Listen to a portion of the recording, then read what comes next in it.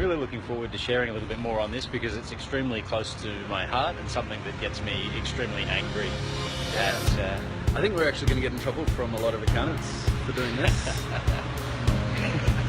Don't mind poking the bear. It's a bear that needs a good old smashing, actually. So, yes, we've got a couple of people joining us. 4 people. If you can hear us, we are in a bit of a different setting here, and there's buses and cars driving past. So I'd love if you're online just to pop a comment through, just so you can hear us. And Maybe a hello, or a like, either or, just so we know that you can hear our voice. Thanks to the 8 people who've come online. Cheers for you, bro.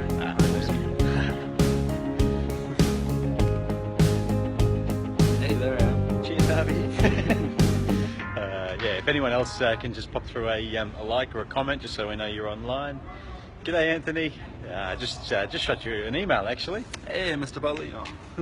Yeah. Thanks for joining us. What did you think of the landscaping here, bro? Yeah, there is actually a few landscaping things on Wandoo Street. It's the land of opportunity. Yeah. You need to start knocking doors for your business, Anthony. And cheers for joining, Jason. Just liked. Awesome. So I know Jason's got a lot to do with the accounting industry, so it'll be interesting to see whether what the response is from us sharing kind of the ugly truth about timesheets, the thing that many accounting firms or older school accounting firms do, and it's not very pretty. No. So, what do you reckon, Benny? Should we tell them and get into a bit of trouble? Yeah, why not? Why not? You had your double shot coffee for this morning? I've had my double shot and onto my single shot now, so ready to go, wired up. Yeah. So, so I personally really hate timesheets, and I hate when accountants charge their clients by the hours. Why? Charging by the hour, I believe, is extremely unethical.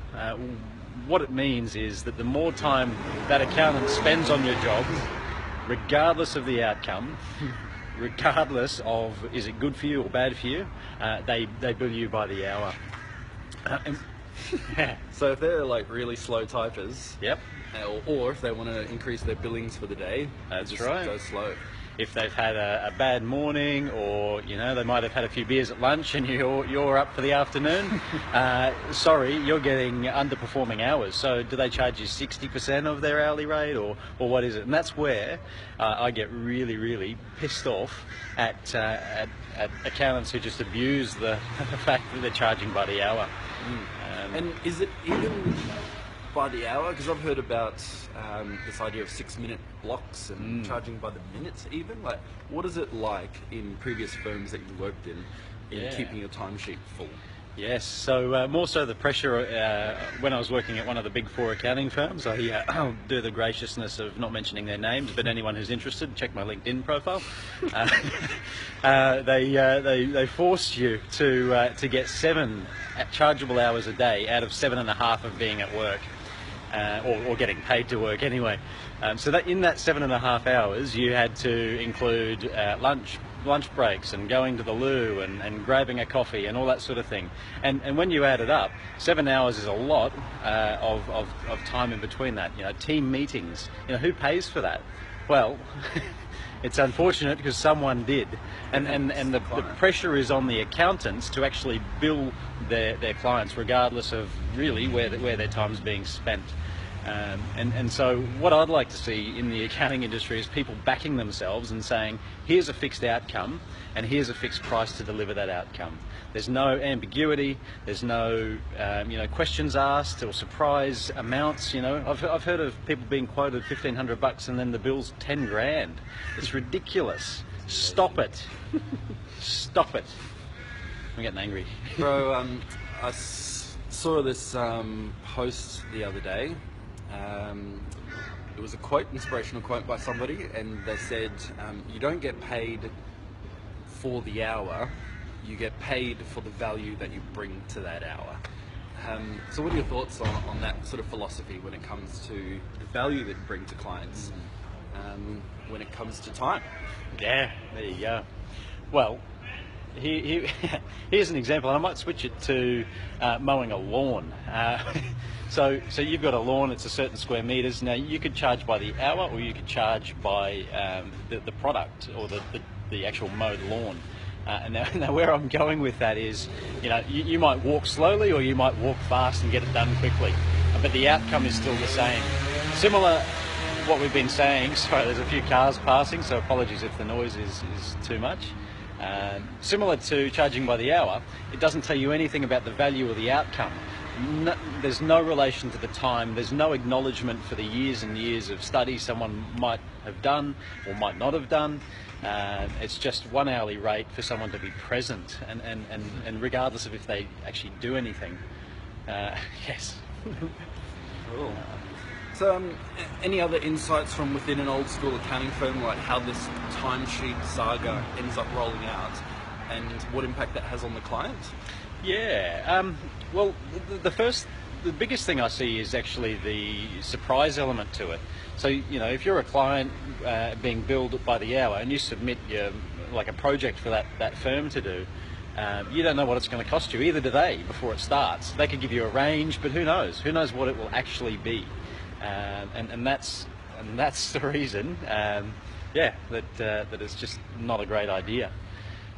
Working in a Big Four accounting firm, we had, I think, 80 staff in our division, and you could see on a Friday afternoon those who the partners were walking around to, I've only seen an average of 6 hours a day here.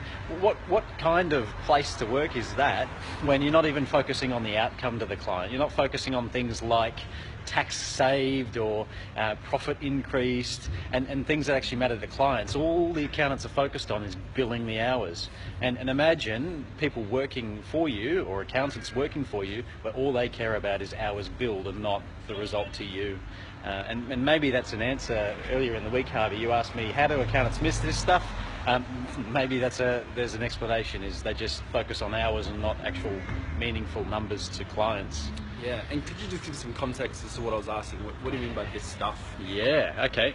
So earlier in the week, Harvey, dead arm. I might swap sides. Yeah, so Harvey asked me earlier in the week, I found $18,500 in tax that we've saved a new client who's come on board. So thanks, Katie. She's stoked, eh? Yeah. Absolutely stoked. And Harvey said, how does this get missed? It took me about 5 minutes to identify, and it's not rocket science what was done.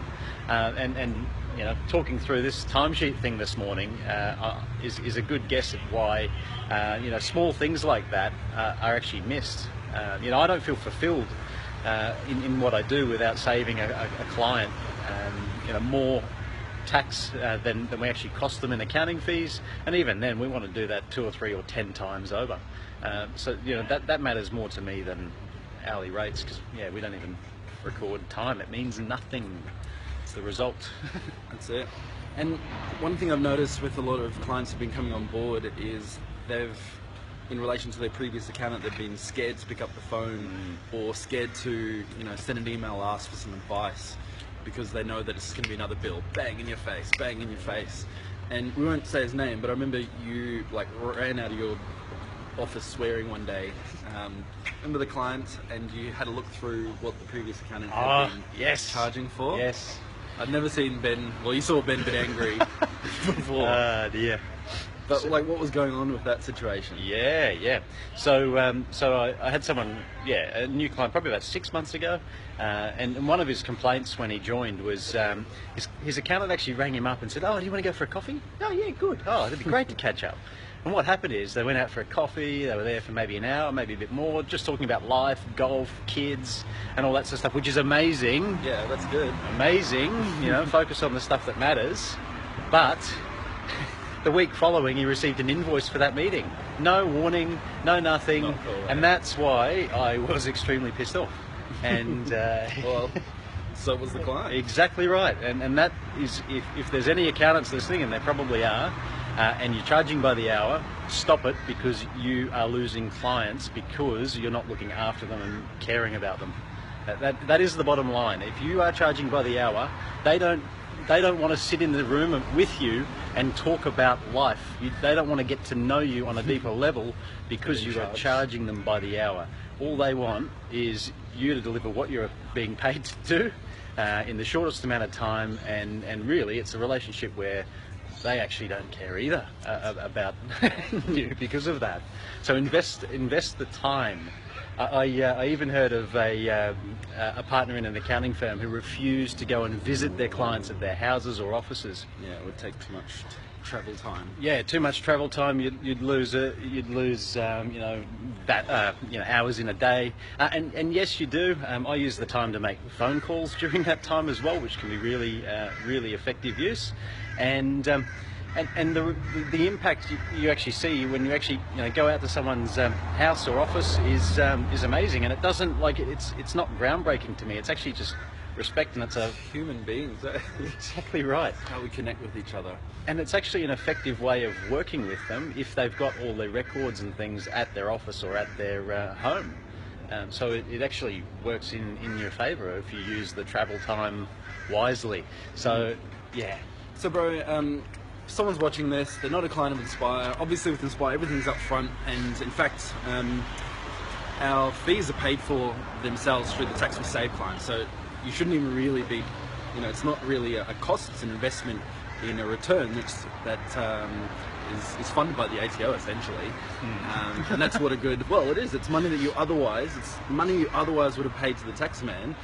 That is lazy money, and I say lazy money because when accountants aren't picking up little stuff that you're picking up through a look under the hood every day of the week and saving 18 grand, this isn't just $10 here and there, it's a freaking waste. So clients of ours essentially have their fees paid for by the tax saved, but if they're not a client of ours and they have no idea about how their accountant is charging, what do they do? What sort of things do they ask? How do they bring up the conversation? Yeah.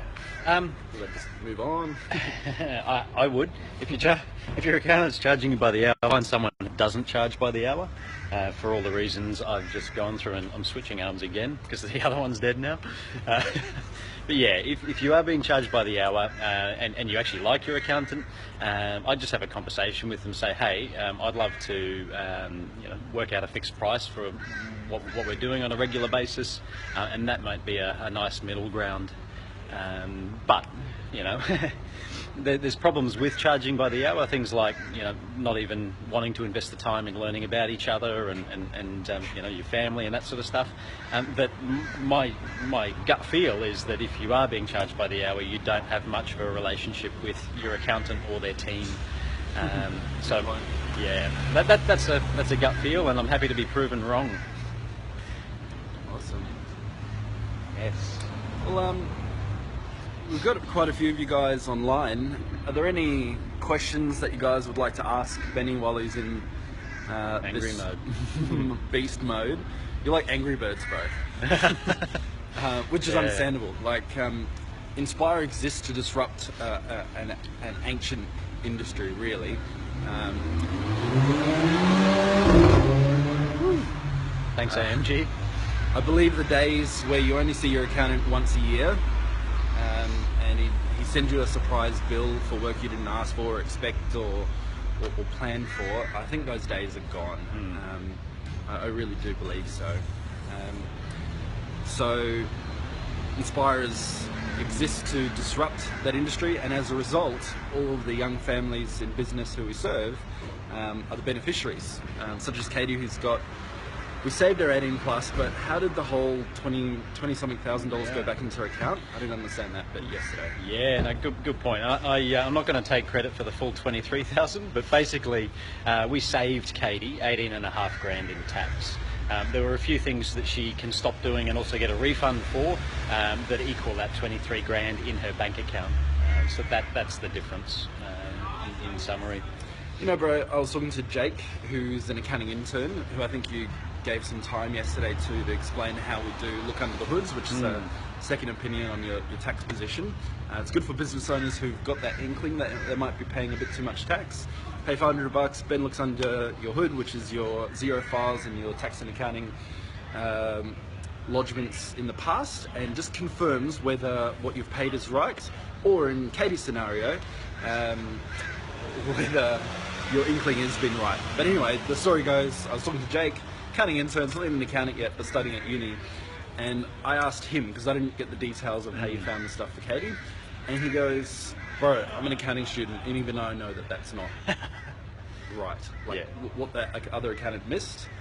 So I think what you said is right. There's too much focus out there in the industry of filling up a timesheet and not enough focus on getting a result for your clients.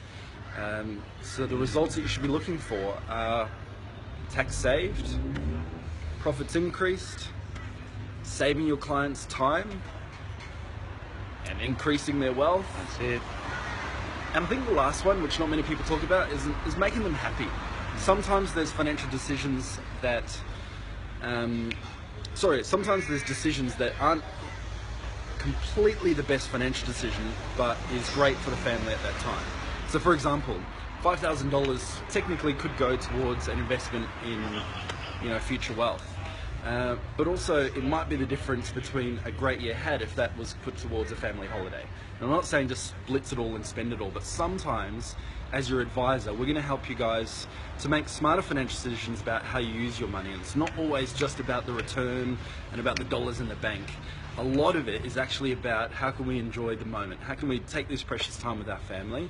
Maybe we don't want you to be, 10% more profitable next year.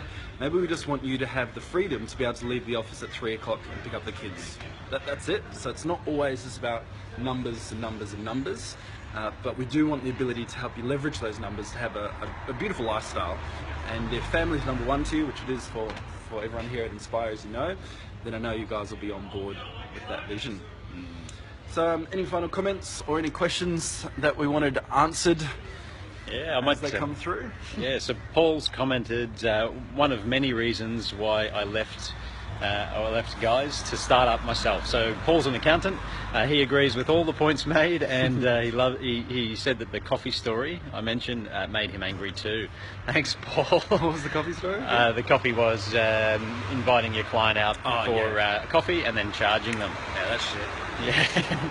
G'day, Jeff Thompson. Thank you for that. Hey, Jeff. Hey, good to see you. Cheers. G'day, Greg. You're on live yesterday. Cheers for joining as we finish. But yeah. What did Jason say? It was just a. Yeah, Jason Forbes. He said 100% agree. Yeah, cool. Timesheets are old school. Paying for the value added is much more meaningful. Drives the right behaviour within the practice. Exactly right, because it's not.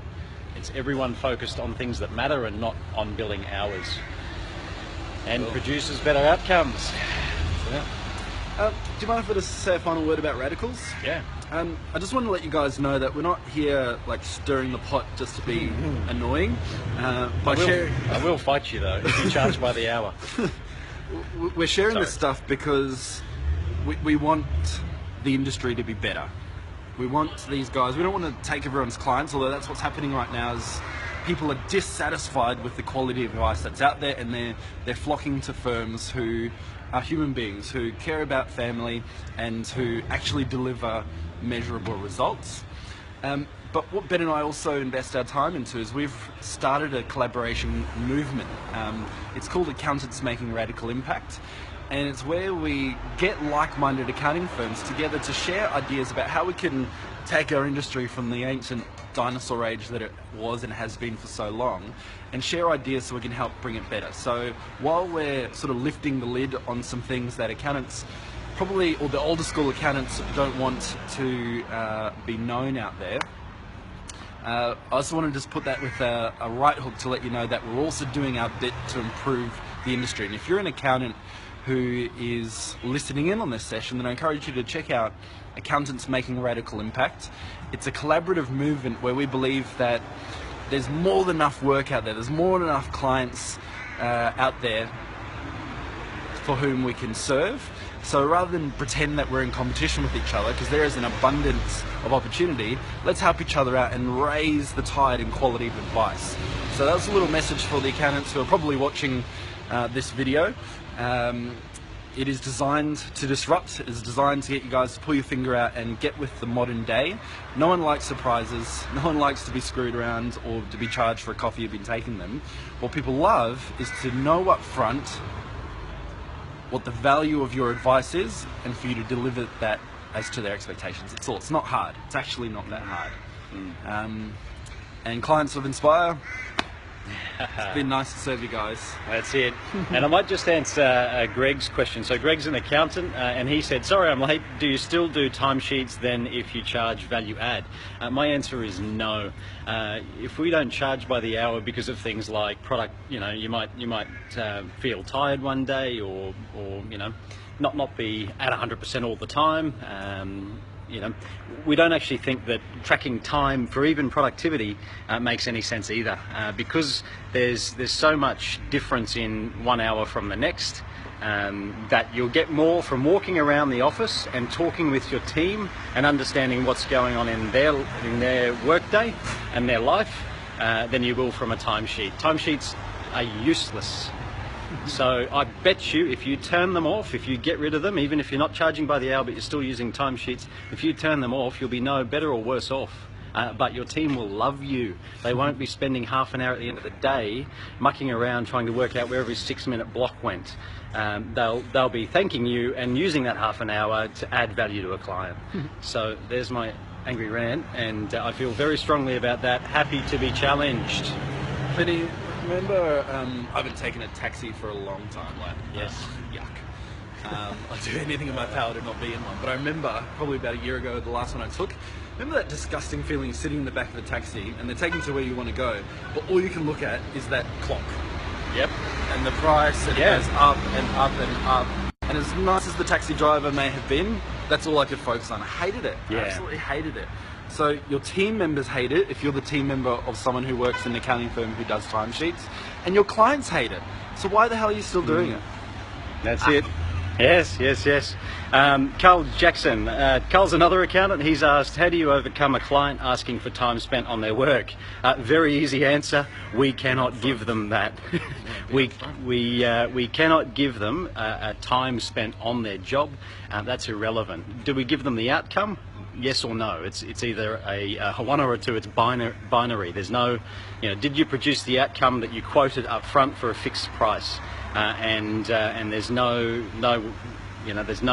argument either way. So there's no way that you can actually provide time spent, and it does not mean a thing. Whether you charge $1,000 for that hour or $10 for that hour, it does not mean a thing if it means value to your customer. And I might just finish with one story. Recently, one of our team locked their keys in their unit. They just moved house, and they pretty much weren't used to the locks and left their keys in the inside on a Sunday afternoon. Now they called a locksmith. Being like 5 p.m. on a Sunday, you're not going to get many who are open, but the ones who are do charge for it. Now when they showed up, it took them 30 seconds to get in the door, but it cost something like $240. Now for them, getting in their apartment and actually sleeping at night is probably worth that, I would imagine. They've got to get in somehow, and that's an example of, even though that might be a bit rough and expensive, time doesn't matter in that case. It's the value that you're getting. Be careful though, because there are locksmiths, there are accountants who will rip you off, just like there are anybody in business and life. Just know what you're going into. The best thing that locksmith could have done is on the phone say, hey, this is my call out fee. Are you ready? Are you okay with that? And if yes, you're okay with dropping $240 to let me in on a Sunday afternoon at 5 p.m, cool. So that's my last timesheet comment. Don't work with an accountant who charges by the hour, and if you're an accountant, stop it and get rid of your timesheets, because they mean nothing.